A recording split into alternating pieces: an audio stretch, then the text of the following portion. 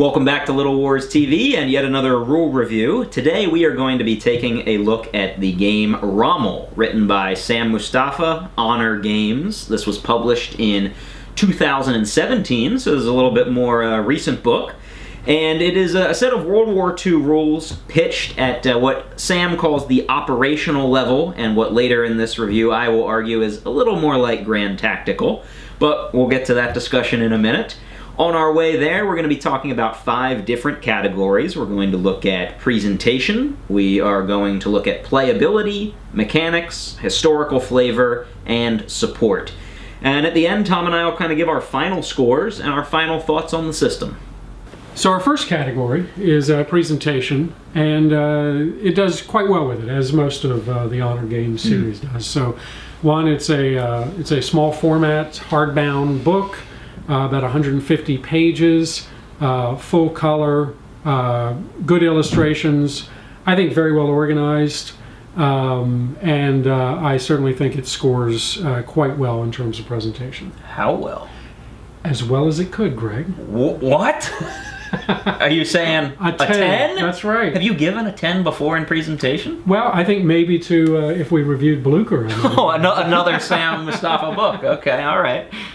So, no, I think it's a great series, and I do like the format quite a lot. I'm going to echo all of those comments. I have never given a 10 for presentation, but like Tom, this is going to be the one that I would give a 10 to. If you want to know what I think a perfect rulebook looks like, it is Rommel. For all the reasons that Tom mentioned, and another that I think is just fantastic is that Sam, in all of his rules, loves to do little sidebars with designer notes, sort of explaining his logic as a rule author for why he came up with that particular mechanic. And I love that idea that when you're reading the rules, it's kind of fun to read and more informative. That's right. All right, our second category is playability. This is 30% of the total score, an important category. And here we're looking at what are the barriers to entry to get into this system? How easy is it to teach somebody? What do you need to play? Do you need a lot of table space, a lot of miniatures? And I think that Rommel does a pretty good job in this area. Some areas I think are room for improvement. In terms of the miniature scale, you really could use whatever you want. You know, in this club we are usually playing in 6mm, but I don't see why you couldn't do this in 10 or 15. 28 might be stretching plausibility given the scale of the system. Right. A space, a grid in this system is a kilometer. And that gets to another playability issue that I think speaks in its favor. Rommel is not a normal war game in that you need a tape measure. You don't need a tape measure. A tabletop in Rommel is supposed to be gridded off in 6-inch, or if you want, 4-inch squares. And you move your units from grid to grid. They shoot grid to grid, which means you never need to measure anything. All of the movement is how many grids you can move and shoot. So I think that definitely helps the game move along a lot faster. It also solves some mechanical issues that we'll get into later when you're dealing with a game of this particular scale. I think the gridded system works great, and you can scale it. I do, 6mm. And the individual basing of those doesn't matter for the game. No, it does not. In the sense that if you had 2 or 3 people who had a variety of miniatures and they were either round-based or square-based, other than aesthetic, it doesn't matter to the mechanics. Right. You do, importantly, need to find a way to label your miniatures, because there are rosters in this game. I know that some people are not a fan of rosters. You do have to sort of track a limited number of hits on the units. Personally, I think rosters are great because it keeps the table clutter off the table. I agree. So I like the roster mechanic, but I admit that the downside of rosters is that you need to have every base labeled. Another issue that I have with the playability, and this will get more into the mechanics, is I think that the tactics in the game tend to actually bog down the speed of play quite a bit. The turns can take a while as players sort through their tactical options. But I'm jumping ahead of myself, and we'll get to that shortly. So for playability, I'm giving it a good but not great score. I'm giving it a 7 out of 10. Sure, I gave it an 8. Really, no big difference there. All right, in terms of our next category is mechanics, and so this is really how it holds together the different activities from command and control through combat and so forth. So a typical game with Rommel, we typically are doing historical scenarios. So, but you don't have to. No, you certainly don't. There's a point system you can use to build up forces. and it looks like it would work pretty well. But in a typical setup, you've got a number of forces. You can never have more than 3 elements to a grid, and so immediately you're dealing with probably at least 30 elements to begin with in most scenarios we've done. So you're spread out across the board, and then you're going to go. It's an I go, you go. Each player will use the command post, which is essentially a way to. You start with a number of dice, somewhat random. How many you'll be able to use that turn. I believe he calls them your ops dice. Ops dice. Operations They dice. are. That's a perfect name for it. But that could be scenario dependent. You can also buy the ability to add more dice at various points. So you'll use those dice and you'll try to conduct operations. I mean, he's got different things that you can buy on that ops board, and we'll put up a picture of the ops board here. Because that's like the heart and soul of the whole game, is you sort of managing your command post, and you purchase events. You can purchase operations, like movement, of course, and you can purchase tactics. Right. So there are lots of ways to spend your limited dice resources. So it is, in that way, a resource management kind of game. That's right. And as you use it, the ops sheet the command post gets filled. And so you can't reuse things. Right. And there comes a point in the game, and it's one we didn't see in early games, but now as people have gotten the hang of it, there's moments when you want to clear that off so you have the ability to reset. Reset. Right. That's right. Now that'll cost you some ops dice for the next turn, so it's always a bit of a trade-off of will I have enough to do what I want to do versus I've lost a lot of the air support I might have or the artillery and so forth. So, I think that works pretty well. The combat's pretty straightforward. There's a lot of ups and downs depending on whether the opponent has used their ops dice for combat purposes, whether you've used them. Yeah, he has a really interesting sort of chart that we'll show you on the quick reference sheet for how to determine casualties. When you add up all your points, you roll a d6, then you have to look at the appropriate column based on what you've rolled in order to count up the number of hits that you've done on the enemy, and that's combat simultaneous. That's right. It works really well. What works less well, in my opinion, and is my least favorite part of the game, are the tactics that we mentioned. You're purchasing tactics if you want, you don't have to, with your ops dice. And those tactics, by and large, either give you an upshift, so you're doing more damage in a specific combat. Let's say you bought an airstrike, upshift, or you could purchase a tactic that does a downshift to your opponent, maybe like a defensive tactic, defense in depth. Again, we can show you the sheet, and you'll see there are a lot of offensive and defensive tactics, even some general tactics that you can use offensively or defensively. My problem with it is that there are a lot of choices. And after, before every single combat, you see players looking at their op sheet, and they've got to study all the options. There's a lot of things to consider. This takes time, and the net result is that if you even decide to do anything, I've shifted up one. Well, the other guy shifted you down one. Okay, so nothing happened there. It feels like a lot of work and a lot of time for what is often a relatively minor result in the game. That's right. I think that's the general consensus of the club, right? And we've played a number of these, and it does really eat up the time.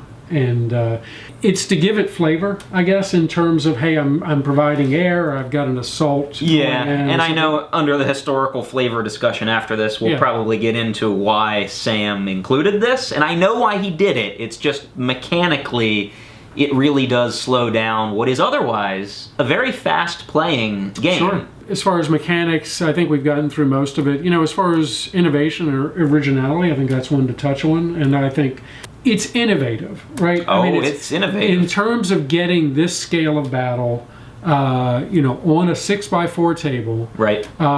To get the types of flavor you get in terms of these tactics and the command post, and those are different by army. I don't know that we mentioned that. Oh, right. The German command post and their options are not the same as the American or the British or the Soviet command post. That's right. Or the periods. Oh, right. There's early and late war command posts. The Germans get a lot of air power early on, but by the late war, not so much air power. Right. So it's really amazing that you can boil all that down. What you would have had to have gone to a board game before, right? A very large, complicated board game to get the same type of flavor.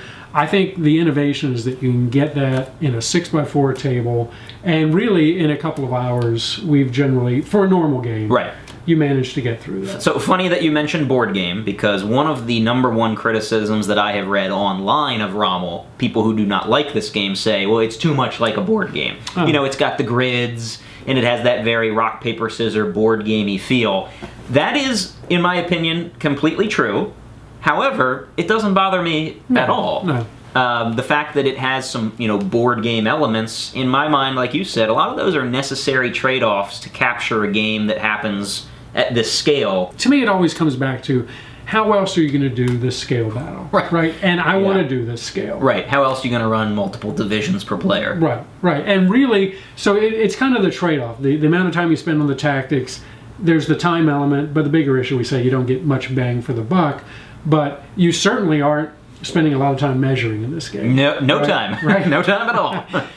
So I do think it's a great game in terms of the original elements that are added to it, and the mechanics, as we've gone through, make for an overall good game. There's just some particular issues around the tactics I think we've discussed. Mechanically, out of 10, I'm giving it a 7 out of 10. Generally, I think it's very, very good, and I'm kind of knocking it back to a 7 because of the tactics. That is my least favorite part of this. Yeah, I have a 6, and similar issues. All right, next category we're going to talk about is historical flavor. This is worth 20% of the score, and here we're asking, does it feel like an appropriate World War II game with all the World War II chrome that you expect? In many ways, in my opinion, Rommel is a very vanilla game. In a platoon-level World War II game, you're going to get the chrome of shooting the MG42 and using all the nuts and bolts of that equipment. But when you jump up to a scale like this, where you're commanding multiple divisions, you don't get any of that chrome. So it becomes much more difficult, I think, as a rule author or designer to capture those period flavors, and that is why, clearly, the tactics are there. All of the tactics have, period kind of names. The airstrikes that you get to put in. Some of them are in German. Right, yes, some of the tactics are in German. If you take away the names, if you take away the window dressing of the tactics, it's a very generic kind of feel. Shift up one, shift down one. It's all just window dressing. Mm-hmm. So on the one hand, I do feel it's very vanilla. On the other hand, I understand why it is, and it's almost out of necessity. So I have kind of mixed feelings on how I'm supposed to be scoring this. Yeah. No, I would agree. I think we come out with a similar score on that. I do. Vanilla is exactly right. I mean, I like it. I enjoy it. But there is generally the sense of, well, it doesn't have quite the crunchiness that... But how can it? So that's right. That's the question. What do you want to accomplish today? What do you want to game today?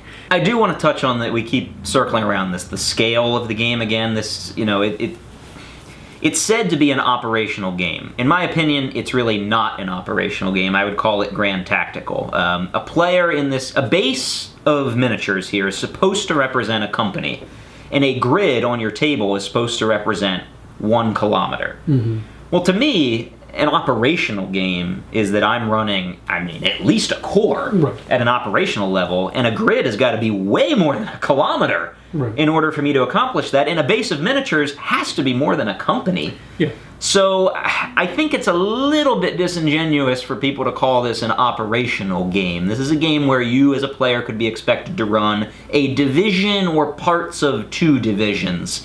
And I kind of wish that Sam had picked a lane here for this game. I wish that he had either gone whole hog on the operational side, and on zooming this out, which is what I thought Rommel was going to be when I bought it, rather than straddling this kind of like awkward ground of, well, you're sort of making some tactical decisions, you're purchasing these tactics.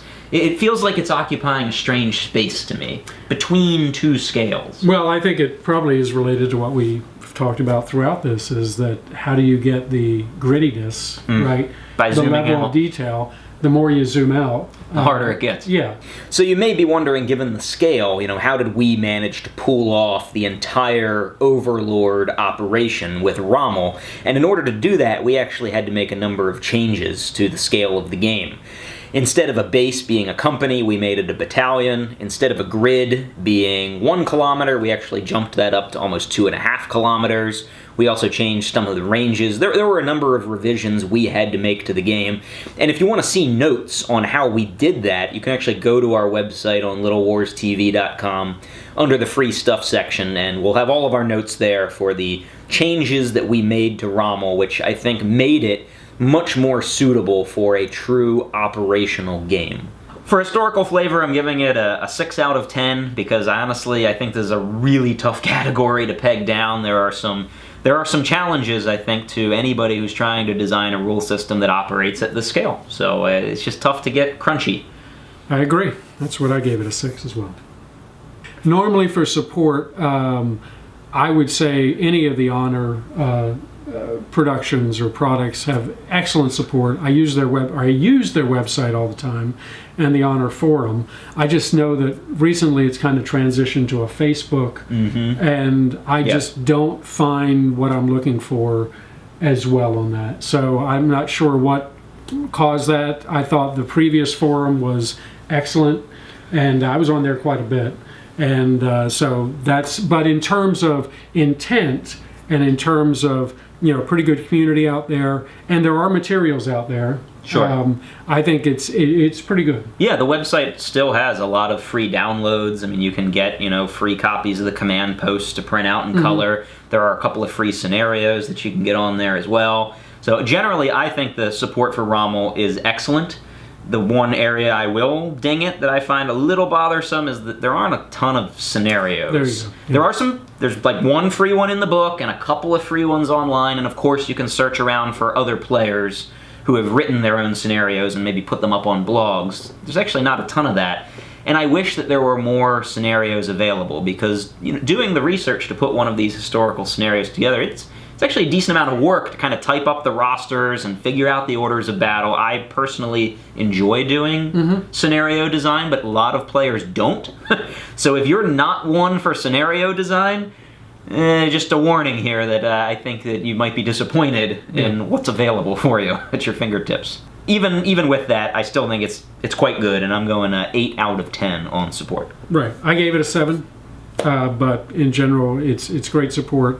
I just am confused by the Facebook. Now we get to the final thoughts where Tom and I will give our final cumulative scores, and we'll ask the question that we always ask here, which is, would you pay the price to buy this? In the case of Rommel, the hardback is $40 on the Honor website, also through some distributors, and you can purchase a PDF of this for $20. So what are your thoughts on price?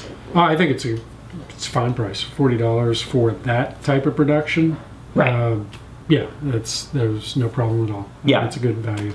Totally with you. I mean, despite any constructive criticisms Tom and I may have had here, if you want to play a game where you're commanding a division or more, there are not a lot of great World War II options available for you, and this one, frankly, is probably your best option, and it is a very beautiful book. So I did buy this book, and I did not mind spending $40 on this. I remember looking forward to it. And yeah, right. Please take my money. Yeah. It's one of those, too, is every time we say, hey, why don't we play Rommel? Right. It's like, great. It's always exciting to look forward to. Yes. I gave it a 71. Right, so that was very close to yours, and I'd say overall, again, I really enjoy playing it. Certainly buy the rules, have bought the rules, and look forward to playing more. Yep, my score was a 72, so not too far off from yours. So now you know what Tom and I scored Rommel. If you want to know what some of the other guys in the club had to say about this rule set, you can go to littlewarstv.com. And of course, we would love to hear what you think. If you have played this game, please leave us some comments. We will check them out, and we'll try to get back to you.